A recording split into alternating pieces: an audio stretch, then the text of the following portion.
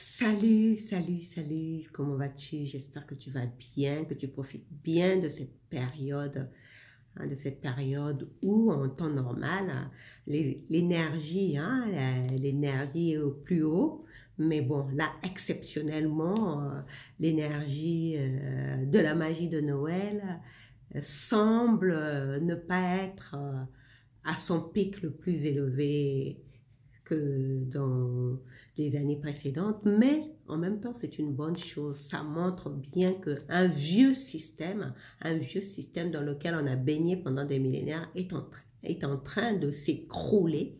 Hein, parce que pour que quelque chose de nouveau apparaisse, il faut une destruction, une dissolution complète de l'ancien. Donc, le fait que même si en ce moment, l'énergie en cette période de magie de Noël, où règne la magie de Noël, n'est pas au plus haut, mais nous voulons être dans la gratitude, hein, nous remercier l'univers pour ce phénomène, pour ces événements qui, en apparence, semblent être dramatiques, semblent être catastrophiques surtout sur le point de vue psychologique. Hein. Après tout, ce à quoi on est en train d'assister en ce moment dans les médias et un peu partout avec cette crise du coronavirus, est une guerre psychologique. Hein. C'est une guerre de l'information parce qu'on est rentré dans l'ère de l'information et l'information est à portée de tous. Donc, on peut avoir tout et son contraire et ça nous appelle à faire jouer notre discernement. Et c'est pour cela, cela m'emmène au sujet d'aujourd'hui, qui est le sujet de l'éternel étudiant. Je voulais te partager l'idée d'être un éternel étudiant. Hein, moi, je discute souvent avec des personnes dites intellectuelle parce que personnellement, moi, je considère que être intellectuel à ce jour, hein, avoir des diplômes et tout ça, pour moi, aujourd'hui, ça n'a aucun intérêt, ça n'a aucun sens parce que si tu as un diplôme d'ingénieur ou tu as un master de management et que ta vie est triste, pour moi, ça n'a aucun intérêt. Donc, être intellectuel, pour moi, aujourd'hui, ne veut rien dire. Par contre, quelqu'un qui a de la connaissance et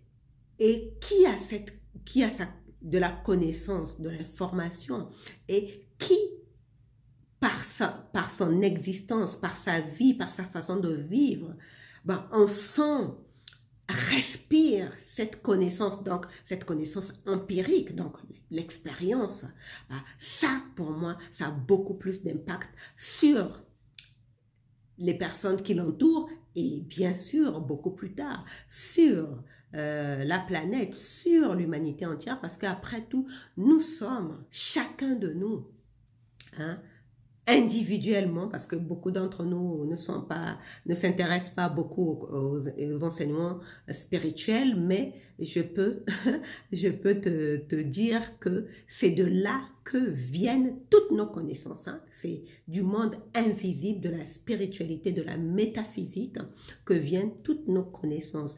Et d'après ces enseignements, tous, autant que nous sommes venus ici pour participer, je dis bien participer, et non pour dominer les autres afin d'être le meilleur. Non, nous sommes venus ici en ce monde pour participer à l'épanouissement de l'humanité. Et donc, pour cela, nous voulons nous développer en nous cet esprit de l'éternel étudiant. Hein, donc, je disais que je discute souvent avec des gens dits intellectuels qui campent sur leur position, qui campent sur leur connaissance, disant ça je sais, ça je sais, ça je sais. Mais quand tu les observes, quand tu vois leur vie, c'est la tristesse. On ne sent pas qu'ils sont épanouis, voilà. On ne sent pas que ces personnes, hein, qui se disent intellectuelles, qui se disent diplômés de Sciences Po, de l'ENA ou de je sais pas quel organisme d'éducation nationale, on ne respire pas, on ne sent pas que ces personnes respirent le bien-être, l'épanouissement, et ça ne participe pas à l'épanouissement, à l'élévation des vibrations de la Terre, de l'humanité. Or, nous, ce que nous voulons dans notre expérience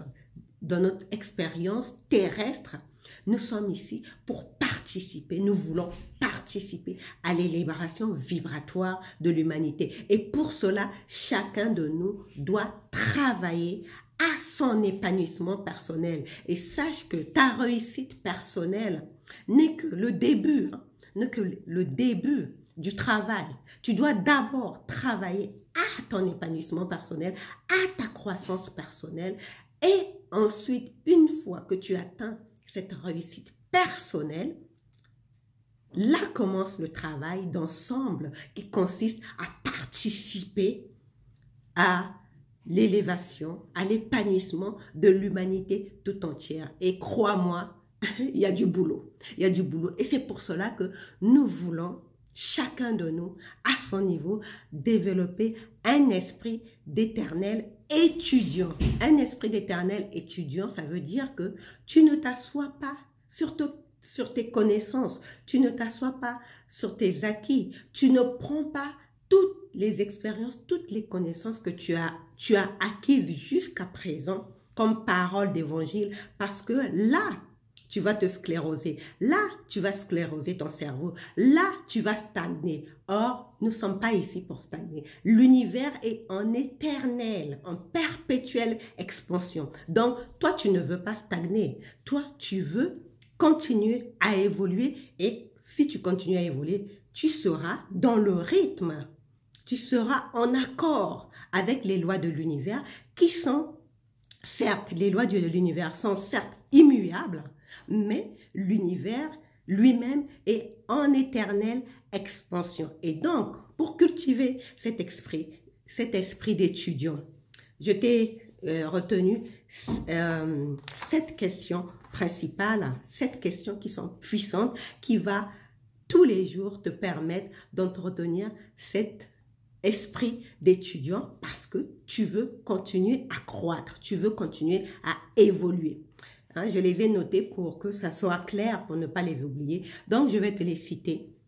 La première question que tu veux te poser tous les jours, la première question que tu veux te poser en permanence, c'est quelle est la vision pour ma vie? Parce que la plupart des gens, c'est d'ailleurs pour cela que cette crise est salutaire.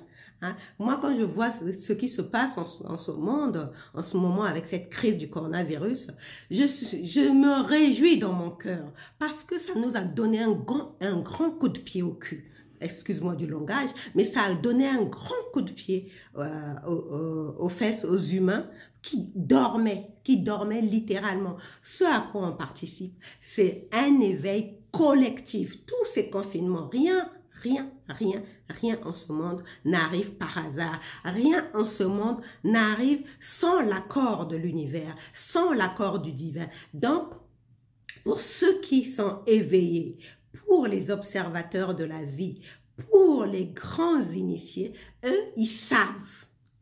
Hein? Et dans les écoles, dans les centres initiatiques, d'ailleurs, on dit, moi je parle parce que je ne sais pas, c'est pour cela que j'apprends, c'est pour cela que je me considère comme un éternel étudiant. Mais dans les grands centres initiatiques, les grands maîtres disent ceci, ceux qui savent ne disent pas, et ceux qui parlent ne savent pas. Donc, nous, la plupart d'entre nous, nous parlons parce que nous ne savons pas. Nous discutons.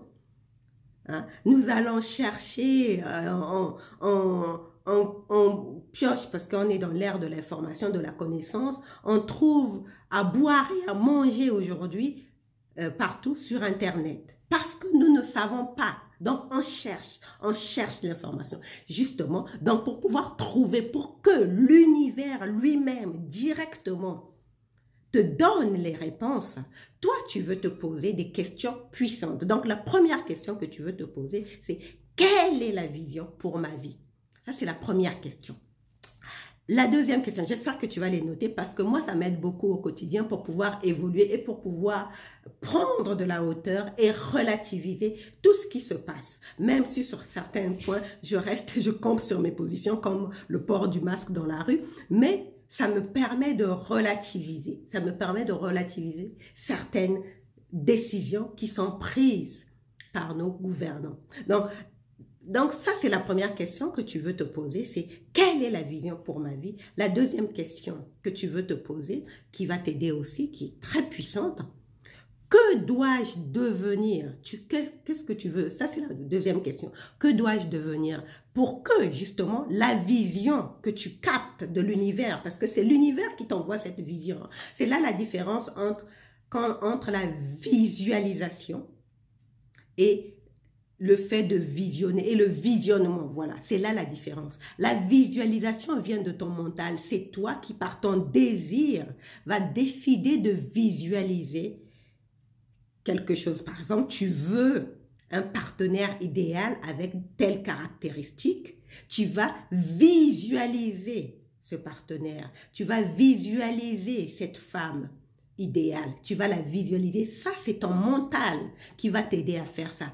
Par contre, le visionnement, c'est un téléchargement direct de l'univers. C'est ce que certains médiums appellent le flash. J'ai eu un flash parce que ça te vient directement de l'univers, de Dieu, de la vie, comme tu veux. Et ça, souvent, c'est quand ton mental est au repos.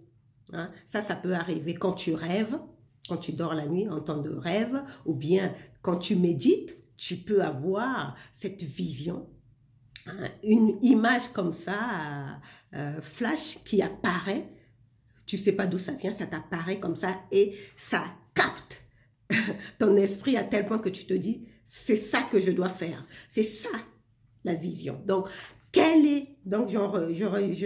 redis la première question, quelle est la vision pour ma vie? La deuxième question, que dois-je devenir pour que cette vision se manifeste? La troisième question, quel est le prochain stade de mon épanouissement? Parce que, qu'est-ce qui se passe? Quand tu arrives à la réalisation personnelle, à la réussite personnelle, quand tu te réalises, hein, beaucoup de gens parlent de la réalisation de soi, hein, de réussite personnelle. Quand tu arrives à ta réussite personnelle, mais tu vas te rendre compte que il y a quelque chose qui manque encore, que c'est pas suffisant. Oui, c'est Oprah qui le disait. Hein. Oprah, à une époque, elle avait construit toutes ses maisons, elle avait plein de maisons, elle avait son compte en banque blindé, elle avait du succès. Il y avait beaucoup d'audience, son émission avait vraiment connu ce succès mondial. Partout, on parlait d'Oprah Winfrey, mais elle se disait, mais qu'est-ce que ça signifie tout ça? Pourtant, elle était riche, son partenaire, elle vit avec le même homme depuis 35 ans, sinon plus. Elle vit avec le même homme depuis 35 ans, elle est riche, milliardaire, elle est connue dans le monde entier, mais à un moment, aujourd'hui, justement, elle a répondu à cette question parce que maintenant, elle enseigne, elle a son émission Internet où elle reçoit des grands maîtres du développement personnel comme Eckhart Tolle, Michael Beckwith, qui ont prof de métaphysique, Abraham Hicks et compagnie. Donc aujourd'hui, elle a répondu à cette question, mais à l'époque, elle se demandait qu'est-ce que ça signifie. Tu vois, donc la plupart d'entre nous, nous courons après l'argent, nous voulons gagner beaucoup d'argent, mais ce n'est que le début. Quand tu vas avoir tout ton compte blindé, que tu vas avoir cette merveilleuse famille, ce merveilleux mari, cette merveilleuse femme, tes enfants, cette grande maison, ces belles voitures, tu vas te rendre compte qu'il te manque toujours quelque chose. Et ce quelque chose, c'est le prochain stade de ton épanouissement. Hein? Et justement, en posant cette question, quel est le prochain stade de mon épanouissement? L'univers va te répondre. Je me souviens à une époque, quand j'étais nounou, je faisais du babysitting chez une dame quand j'étais à Paris. Et le soir, quand j'avais couché les enfants, je regardais des émissions sur Arte. Parce que depuis longtemps, j'ai toujours... Quand je regarde la télé, c'est beaucoup plus Arte. Donc, je regardais une émission sur Arte et c'était... ça parlait des personnes qui se sont donné le défi d'escalader l'Himalaya. Et j'étais effarée de constater que la plupart des personnes dans ce groupe étaient des hommes riches, des milliardaires. Il y avait même une milliardaire. Je me disais, mais à l'époque, j'étais encore étudiante, je me disais, mais pourquoi tous ces gens qui sont riches, qui ont tout dans la vie, vont tout abandonner pour aller escalader l'Himalaya? Pour moi, à l'époque, ça n'avait pas de sens, parce qu'ils avaient tout dans leur vie. Mais ils avaient tout laissé, femmes, enfants, affaires, business, pour aller escalader l'Himalaya. Ben justement, ils étaient en train de chercher le prochain stade de leur épanouissement. Donc ça, c'est la troisième question que tu vas te poser. Quel est le prochain stade de mon épanouissement? Et l'univers va te répondre. C'est toujours l'univers qui te répond, hein, et il le répond de plusieurs manières. C'est à toi d'être attentif. La quatrième question que tu vas poser, quelle est ma marge de croissance? La marge de croissance, ça veut dire qu'est-ce qui essaie d'émerger en fait? C'est la question que tu vas te poser. Qu'est-ce qui essaie d'émerger? Tu ne sais pas. Tu ne sais pas quel est le prochain stade de ton épanouissement et tu ne sais pas non plus ce qui essaie d'émerger dans ta vie. Mais tu poses la question. Hein? Comme disait Paulo Coelho, les guerriers de lumière posent des questions. Parce qu'ils posent des questions, ils trouveront des réponses. Donc, dès le moment où tu poses des questions, l'univers te répond. Donc, la quatrième question, c'est quelle est ma marge de croissance? La cinquième question, c'est quel don, quel talent et quelles capacités doivent être libérées? Et ça rejoint un peu, c'est la suite de la quatrième question. Donc, quels sont les talents? Hein? Il y en a qui vont peut-être développer. On a vu des personnes du jour au lendemain qui développent des dons de peintre. Moi, à l'époque, je regardais une émission sur les anges. Bah, un monsieur, bon, lui justement, il disait que c'était son ange qui l'avait inspiré à devenir peintre parce que lui, c'était un athlète, un sportif. Et du jour au lendemain, il s'est mis à peindre des tableaux d'anges. Tu vois, lui, c'était son ange qui l'avait inspiré. Donc, il avait développé le talent de peintre, alors que ça n'avait rien à voir avec son ancien métier de sportif. Donc, du jour au lendemain, lui, dans son cas, on va dire que c'est l'ange. Mais pour quelqu'un qui n'est pas familiarisé aux anges ou quoi que ce soit de ce genre-là, il va juste voir quelqu'un qui, avant été un sportif, du jour au lendemain, devient peintre. Tu vois, et c'est pareil, récemment, je lisais un livre de Charles Pépin, qui parlait des vertus de l'échec et on racontait l'histoire de Charles, c'est Charles Gainsbourg. Oui, c'est Gainsbourg. Je crois que son prénom c'était Charles, j'ai oublié. Je crois que c'est ça, Charles Gainsbourg. Charles Gainsbourg, lui en fait, tu vois, lui par exemple, il a fini sa carrière en tant que musicien renommé. Hein, dans toute la France et je crois que même aux États-Unis, on connaît ses talents de musicien. Mais tu sais que Charles Gainsbourg, lui, à la base, lui, ce qu'il voulait, c'est être peintre. Mais il a échoué à être peintre. Il a peint des tableaux, Charles Gainsbourg. À ses débuts, lui, c'est ce qu'il voulait faire. Il voulait être peintre. Mais il a échoué à être peintre pour être un musicien reconnu mondialement. Tu vois, donc c'est l'univers qui te répond. Tu peux avoir ce désir, envie, tu es en train de vouloir sculpter ou écrire je sais pas, créer une affaire, mais tu te rends compte que ça ne marche pas. Et clac, un jour, du jour au lendemain, tu te retrouves à te lever à 3h, 4h du matin en train de composer la 5e symphonie qui ressemblerait à Mozart. Bah, c'est parce que l'univers aura répondu à cette question. Quel don, quel talent, quelle capacité doivent être libérés. C'est l'univers qui répond. Hein? Donc, toi, du moment que tu poses la question, l'univers va répondre. Donc, ça, c'est la 5e question. Et enfin, la 6e question. Que suis-je prêt à abandonner? Parce que bien sûr, l'univers peut te répondre. L'univers peut te donner toutes les réponses, mais c'est ce corps, le corps qu'on t'a donné, c'est ça qui te sert d'outil. Donc, si tu ne meus pas, si tu ne bouges pas ce corps, si tu ne passes pas à l'action, si tu procrastines tout le temps, bah, ces talents, ces dons ne vont pas être libérés. Donc, il faudrait que tu abandonnes. Et certaines habitudes, et les habitudes que tu veux abandonner, c'est les habitudes qui ne te servent pas. Hein? Et ça peut être aussi des habitudes de pensée, hein? Des mécanismes de pensée qui ne te servent pas, comme la critique, comme la médisance, comme l'envie, comme la jalousie. Ça, c'est ce que tu peux décider délibérément. Hein? Moi, je dis toujours, hein, je refuse d'être dans un milieu où on est en train de casser du sucre sur des gens, où on est en train de critiquer les gens. Ça ne m'intéresse pas comme discussion, ça ne m'intéresse pas. Moi, ce qui m'intéresse, c'est les gens qui sont en train de parler de leurs projets, d'élaborer des plans, de vouloir discuter des règles, des lois de l'univers. Mais quand on commence à rester là, à médire sur les autres, moi, ça ne m'intéresse plus. Tu vois, donc ce sont parce que j'ai décidé que c'était une habitude de pensée, de fonctionnement que je voulais mettre de côté. Tu vois, donc c'est ça.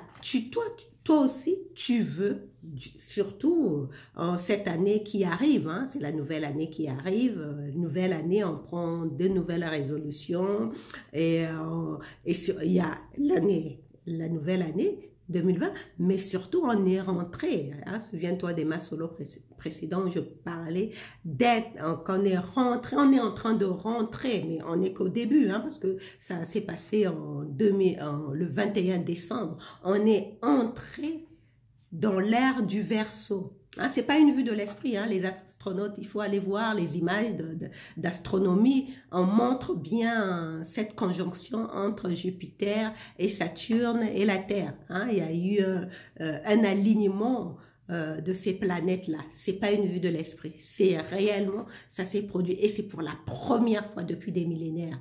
Hein. Et à l'époque, c'était à l'époque de Jésus, on parlait de l'étoile polaire, mais c'était là aussi, il y avait une conjonction des planètes. Et c'est ce à quoi on a assisté le 21 décembre de cette année. Hein, donc, on est littéralement entré dans l'ère du Verseau où Jupiter, c'est l'amour, la domination de l'amour. Hein, c'est l'amour qui domine sur Saturne. Saturne, c'est la compétition, c'est la peur aussi. Donc, ça ne veut pas dire qu'il n'y aura plus de peur, qu'il n'y aura plus... Mais on est rentré dans l'ère du Verseau où l'amour va dominer. Donc, c'est à nous de prendre le train en marche, de rentrer dans le train. Et quand on rentre dans ce train, tout ce qu'on va mettre en place va s'expanser, je ne sais pas si c'est le terme, s'épanouir beaucoup plus vite parce que les vibrations de la Terre en ce moment sont celles-là. Ce sont les vibrations de l'amour. En ce moment, avec la crise du coronavirus, il y a beaucoup de personnes, contrairement à ce qu'on observe, beaucoup de personnes sont en train de s'éveiller, même ceux qui se disaient athées, même ceux qui se disaient agnostiques, sont en train de s'intéresser à la spiritualité, sont en train de s'éveiller parce que ils ne peuvent pas faire autrement. Moi, j'aime bien cet enseignement d'Abraham X qui disait « Vous ne pouvez pas faire autrement que de vous épanouir, que de faire ce pourquoi vous êtes incarné en ce monde. » Or, la plupart d'entre nous, nous sommes incarnés à cette période-ci, hein, cette période du monde spirituel où on était. Le plan était qu'il va se passer ça. Il va se passer ça. Quand vous allez vous incarner, à cette période-là, il va se passer ça. Est-ce que vous y allez? Nous avons signé, nous avons dit oui, nous voulons y aller. Parce qu'on veut participer. On veut participer à l'épanouissement de l'humanité, à le changement vibratoire de la Terre. Donc, on n'a pas d'autre choix. Hein, je reviens encore à ce que disait ce coach international qui disait l'épanouissement personnel aujourd'hui, c'est une question de survie. Il n'y a pas à tergiverser. Chacun de nous, individuellement, doit travailler à son épanouissement personnel. Sinon, c'est la fin pour lui. C'est tout simplement ça. Hein. On n'a pas d'autre choix que de veiller, de bosser. Et c'est du boulot, hein. Moi, ça fait 10 ans que je bosse là-dessus. C'est du boulot, on doit se retrousser les manches pour travailler à notre épanouissement personnel parce que l'être humain, tel qu'il a été créé, était venu pour expérimenter le fait qu'il pouvait survivre sur cette planète.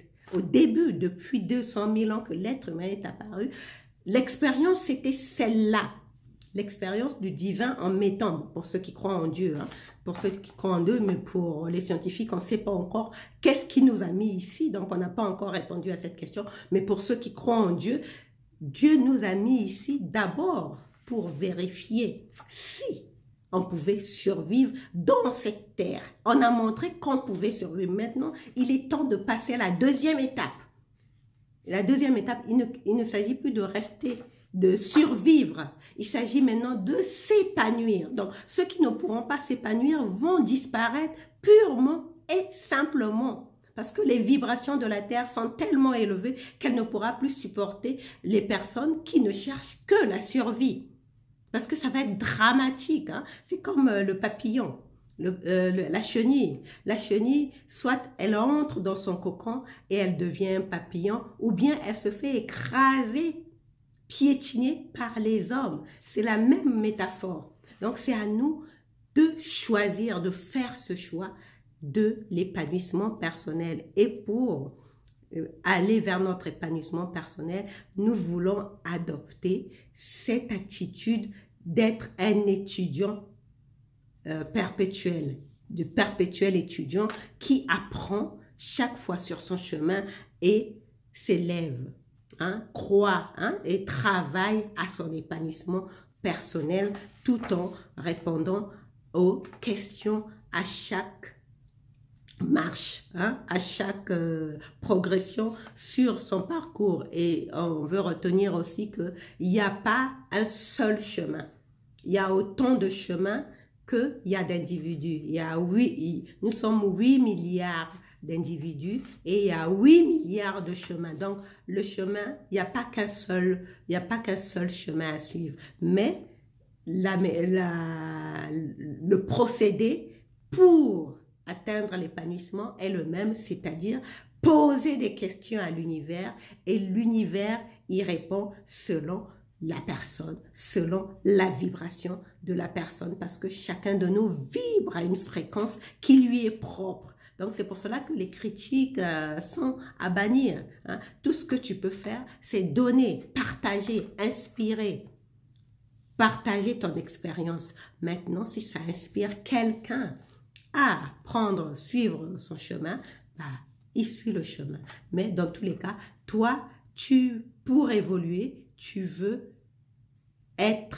développer cet esprit d'un éternel étudiant. Sinon, tu restes dans un statu quo, sinon tu stagnes. Et les eaux stagnantes, ça stink, ça pue et ça crée de la fange. C'est pas ce que tu veux. Hein. Toi, tu veux évoluer, tu veux couler comme l'eau de source, donc qui bouge, qui change, qui évolue. Et pour cela, tu veux être un étudiant éternel. Voilà, c'était tout pour aujourd'hui. Donc, je te remercie d'avoir regardé hein, ce lit solo, ce énième lit solo. Et on se retrouve demain pour un autre lit solo. Oui, cette fois-ci encore, ça, j'ai retrouvé un peu il y avait tellement de la matière à partager, j'ai retrouvé un peu le format de presque 30 minutes de conversation. Mais bon, c'est en fonction de l'inspiration du moment. Donc, on se retrouve demain pour un autre lit solo. Bon, tu vois, je le fais dans la maison parce que en ce moment à Toulouse, depuis, je crois, dimanche, il pleut tous les jours, il pleut. Donc, en fonction du temps qu'il fait, soit je vais à l'extérieur, soit je reste à la maison. Donc, voilà, toi, en attendant, hein, continue à travailler, à rester dans ton vortex le plus positif possible. Et on se retrouve demain. Bisous, bisous. Ciao.